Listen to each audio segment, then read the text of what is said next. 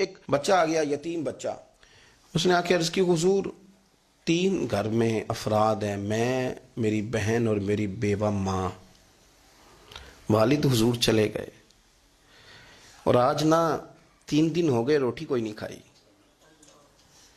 میں اس منظر کو بھی جانتا ہوں کہ جب یتیم گھر میں اکٹھے بیٹھے ہوتے ہیں اور پتہ ہوتا ہے ان کو کہ ہماری اماں کے پاس آج پیسے کوئی نہیں اور گھر میں روٹی بھی کوئی نہیں، تو پھر ان کو بھوک ہی نہیں لگتی۔